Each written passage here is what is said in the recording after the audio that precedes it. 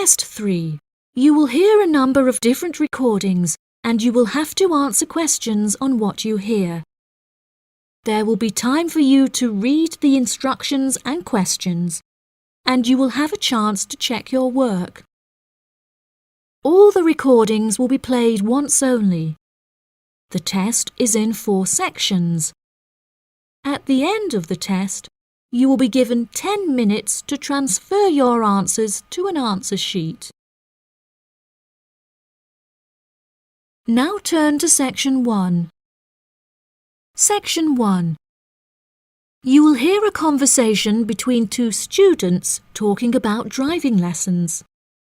First, you have some time to look at questions 1 to 5.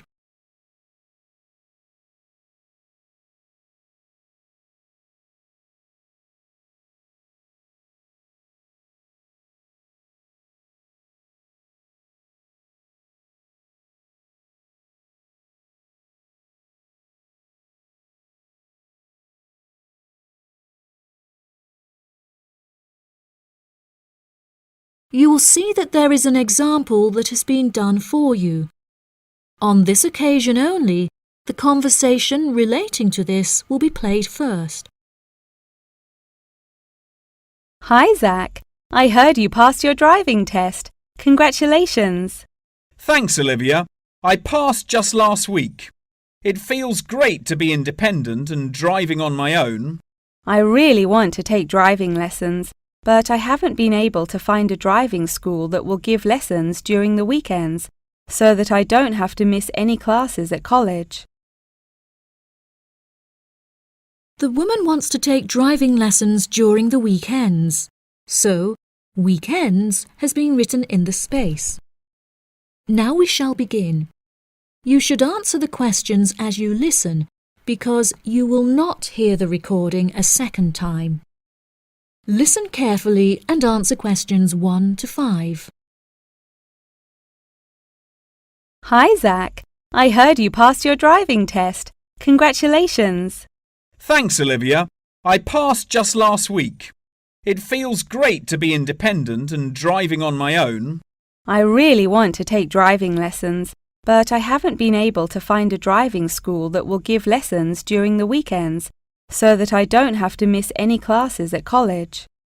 The driving school that I used was brilliant and really flexible with their teaching hours. It's really close to the school. The address is 67 Kings Road. That's 67 King'(S) Road. Oh, that's perfect. I don't like the idea of driving around busy streets. Did your teacher make you drive in urban areas, or did he mainly teach you on roads in the countryside? My teacher said that I had to learn on both in order to become a good and experienced driver. We would start in the city centre and then drive north above the city. He sounds like a good teacher. Would you mind giving me his contact details so I can ask him for lessons? Of course. My mother's friend Daniel Smith referred me to him. His name is Alan Sutcliffe. Could you spell the surname, please? Sutcliffe.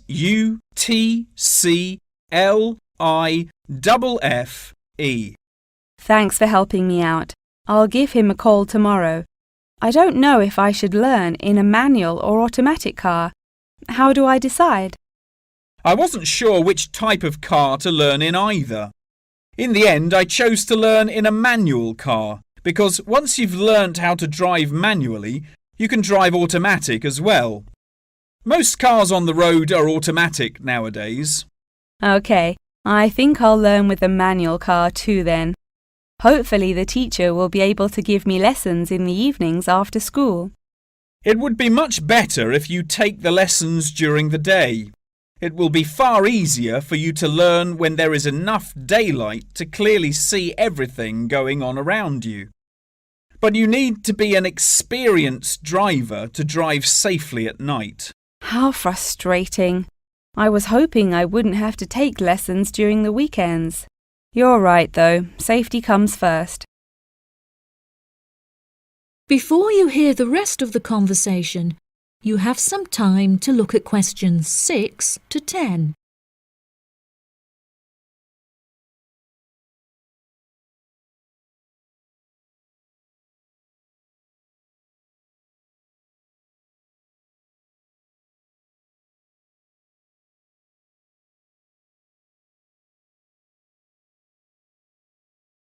Now listen and answer questions 6 to 10.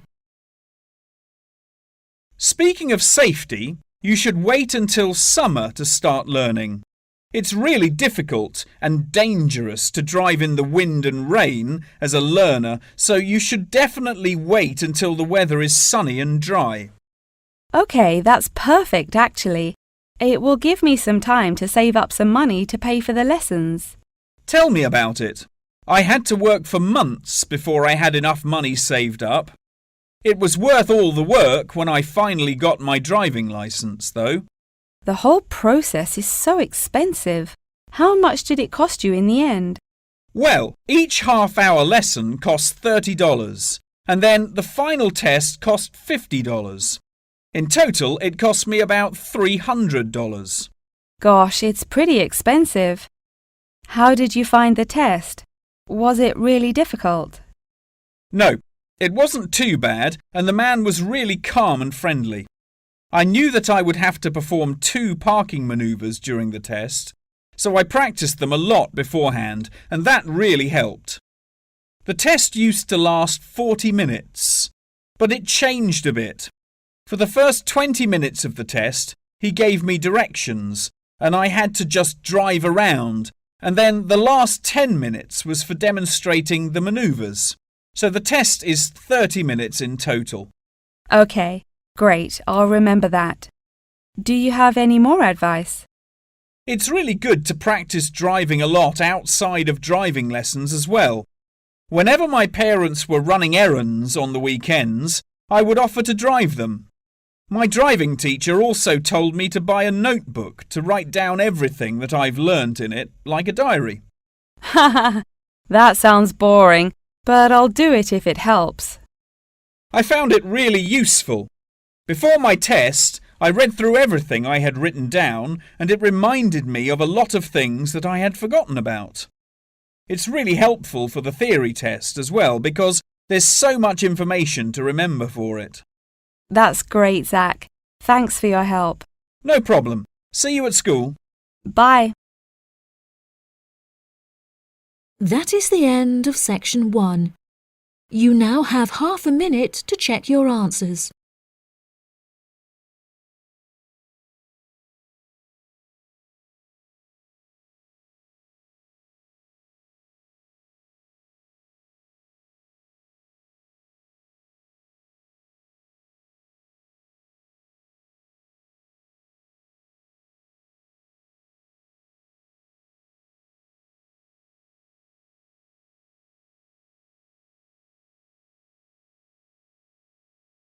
Now turn to section 2. Section 2. You will hear part of a talk about Mount Rushmore given by a tour guide. First, you have some time to look at questions 11 to 15.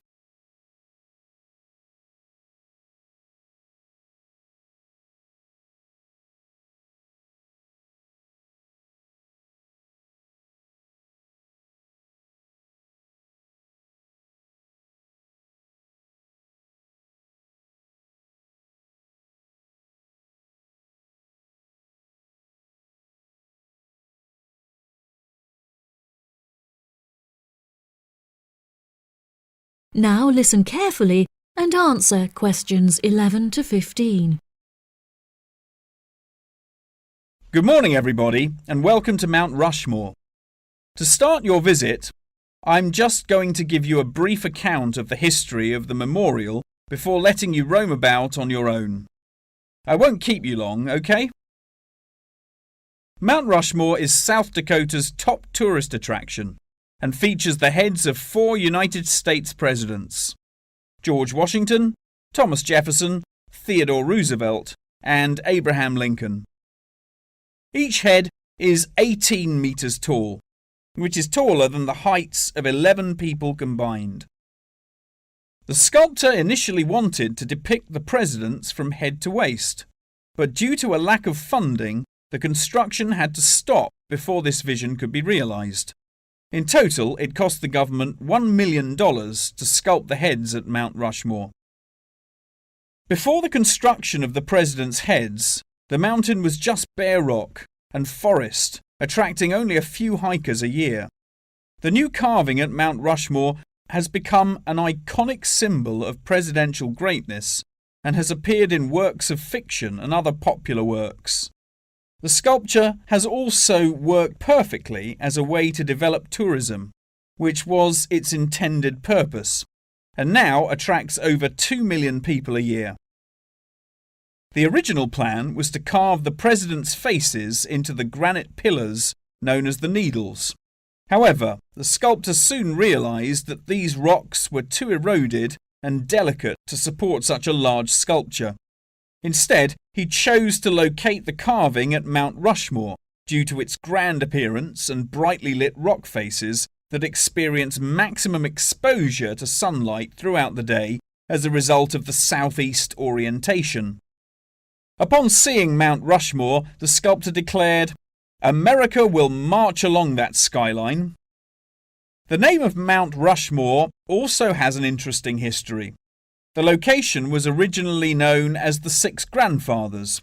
However, during an expedition in 1885, the mountain was renamed after Charles E. Rushmore, a prominent New York lawyer who joked that his annual treks to the mountain had earned him the right to have it named after him. 40 years after the mountain was renamed, Charles E. Rushmore donated $5,000 towards the sculpting of the president's heads, the largest single contribution. In 1927, the construction works started and 7 years later was complete with no fatalities. So that's the history for you. If you'd like any more information, please feel free to ask me questions, or you can soak up the information from our fantastic guidebook. Before you hear the rest of the talk, you have some time to look at questions 16 to 20.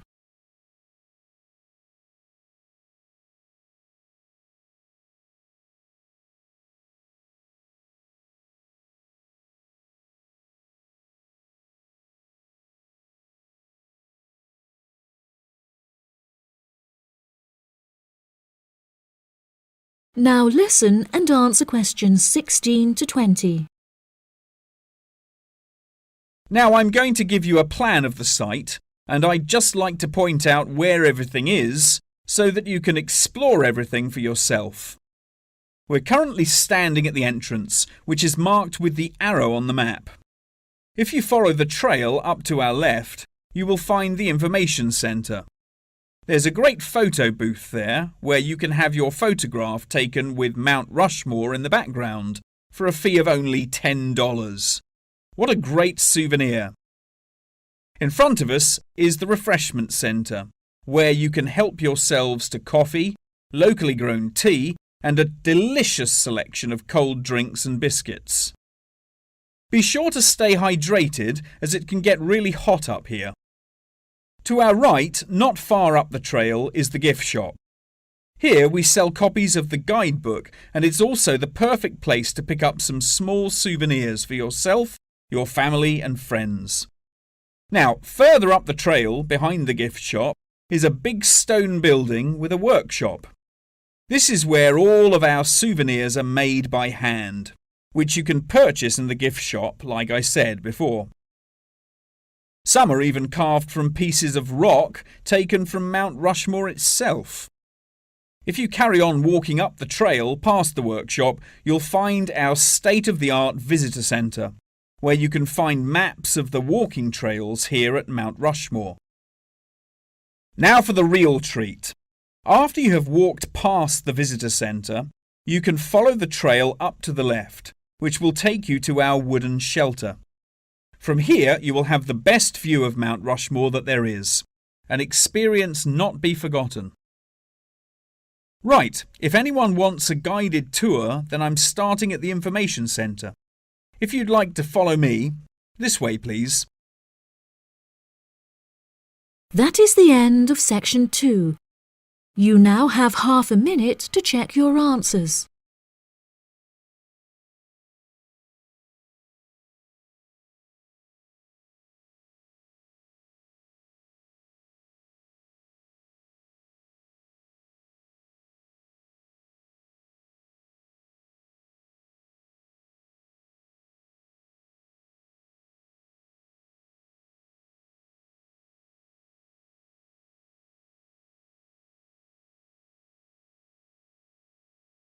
Now turn to Section 3. Section 3. You will hear a conversation between a professor and a student talking about taking a course. First, you have some time to look at questions 21 to 25.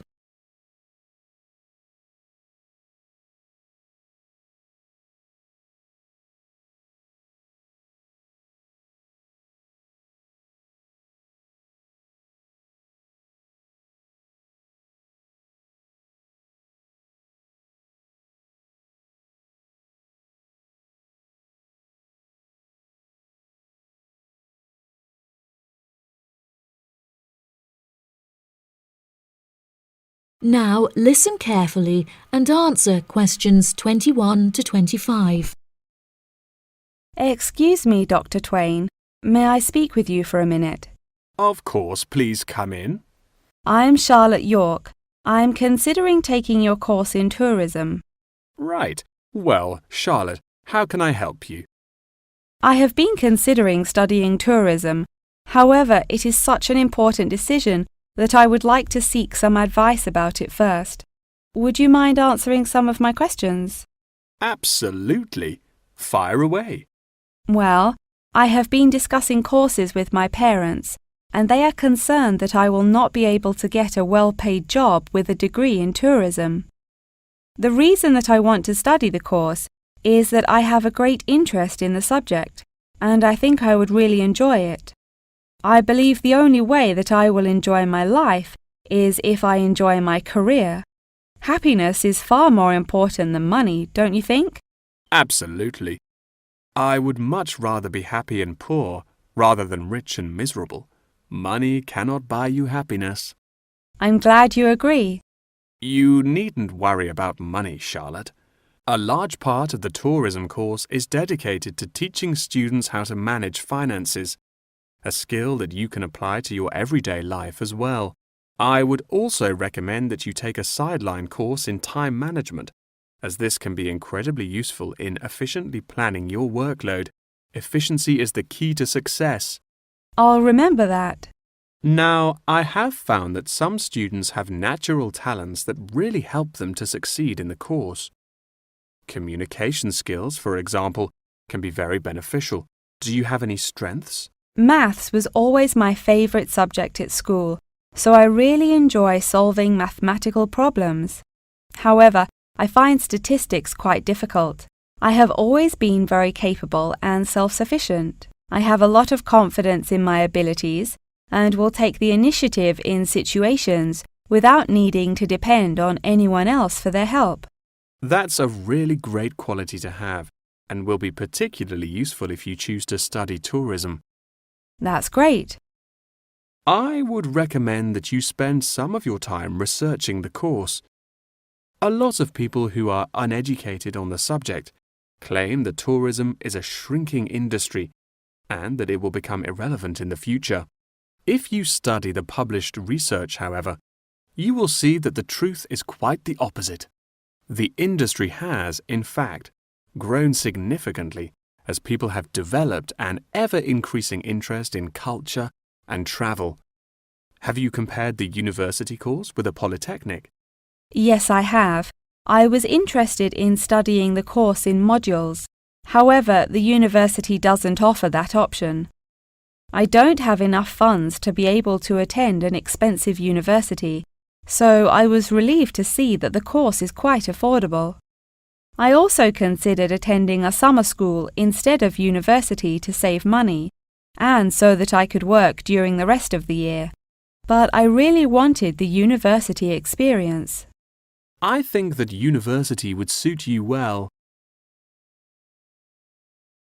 Before you hear the rest of the conversation, you have some time to look at questions 26 to 30.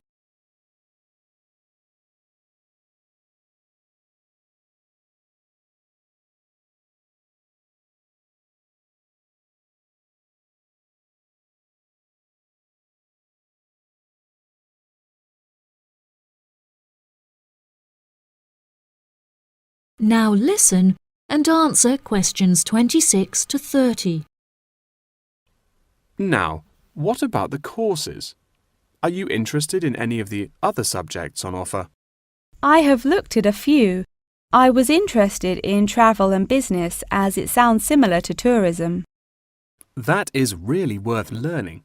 However, be aware that it is difficult and will demand a lot of your time. Okay, that's good to know. You might find that Japanese is an interesting course and it will teach you valuable skills in speaking the language. Personally, it's not bad and could be of some help, but not that much. Okay, Japanese. Got that. What about medical care? Well, if you have time, the course will teach you a lot about curing diseases and illnesses or dealing with injuries outside, although it's not essential. So, okay, if it's useful, I'll take it.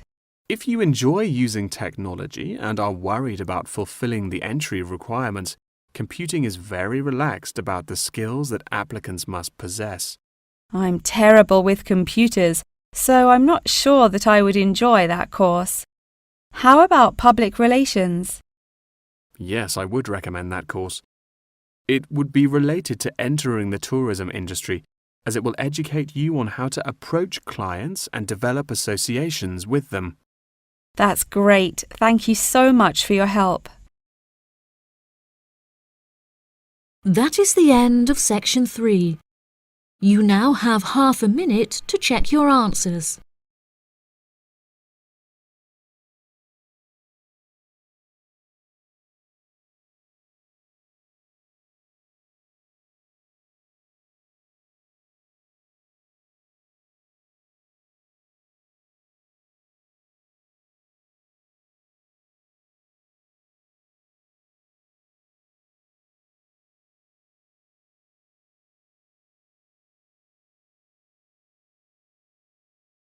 Now turn to section 4. Section 4. You will hear a talk about the practice of company outsourcing. First, you have some time to look at questions 31 to 40.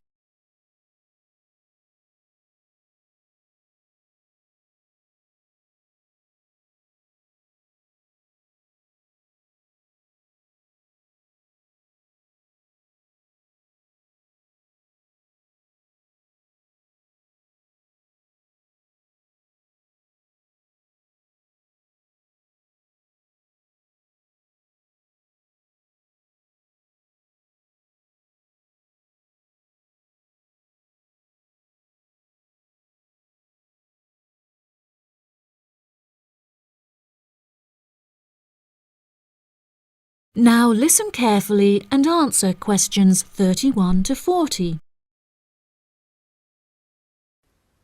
Welcome, class, to your very first lecture in this series on business in the modern world, conducted by myself, Dr. Toby Bennett.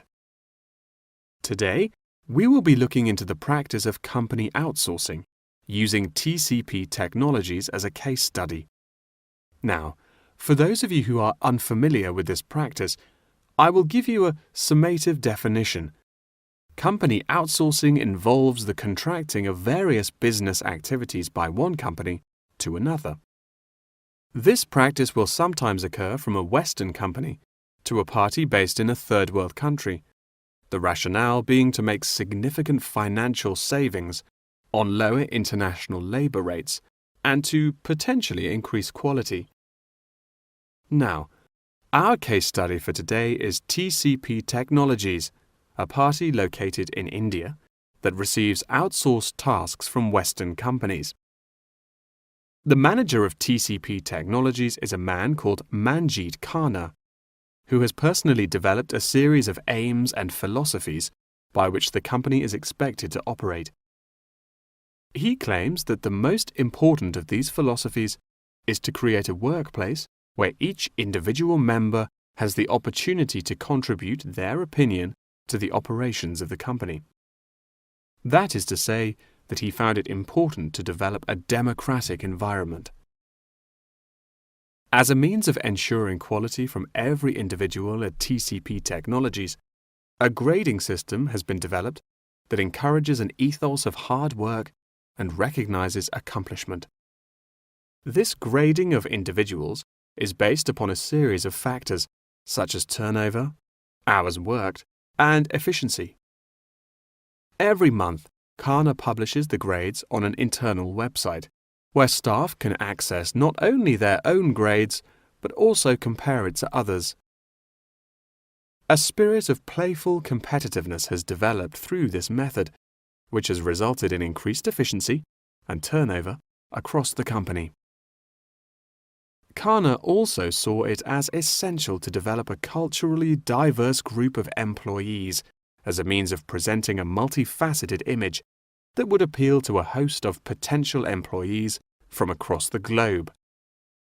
This cultural openness has not only increased the quantity of incoming contracted opportunities by 7%, but has also benefited the company itself significantly. A level of transparency now exists that had not before been apparent. According to questionnaires carried out recently, these newly introduced measures have significantly increased the rate of staff satisfaction, which has subsequently led to an increase of 32% in the company's income. These figures are truly admirable and serve as a testament to the measures that Kana has introduced to the workplace at TCP Technologies. In a recent interview published by The Economist, he declared, "The figures speak for themselves. My system works." When asked if he had any advice for companies on methods they could employ to streamline workflow and increase turnover, he replied, "It's simple, really. A company must see itself not as one entity comprised of nameless components, but instead as a living organism composed of cells, each one essential to the functioning of the whole. I suggest that the motto by which your management operates will be employee first."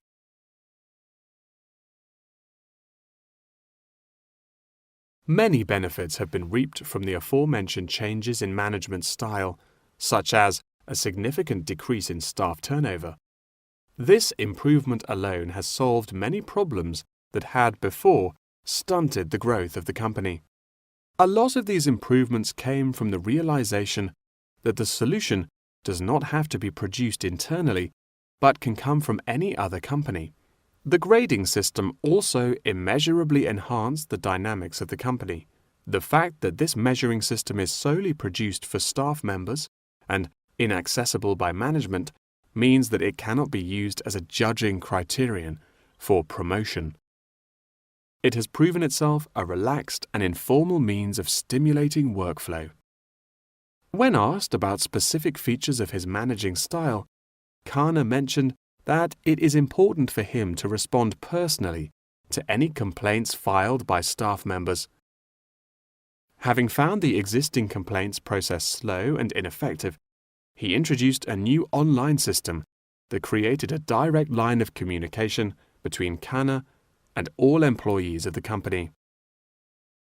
The complaint form, dubbed by Kana as a ticket, eradicates the middleman, is easily accessible to all employees online, and has an interface that can be instinctively navigated.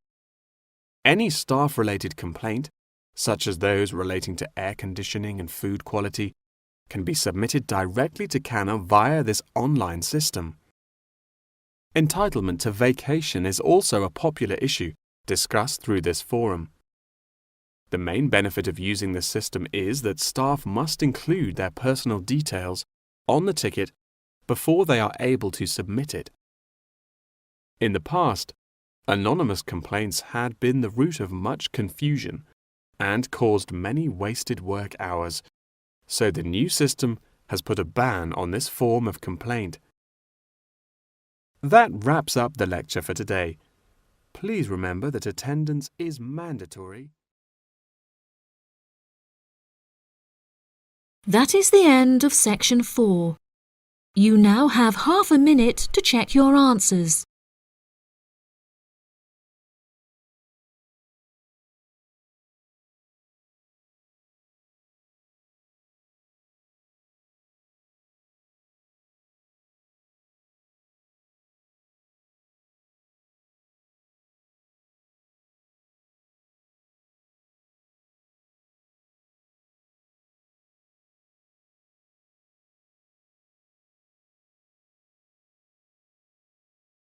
That is the end of the listening test. In the Ielts test, you will now have 10 minutes to transfer your answers to the answer sheet.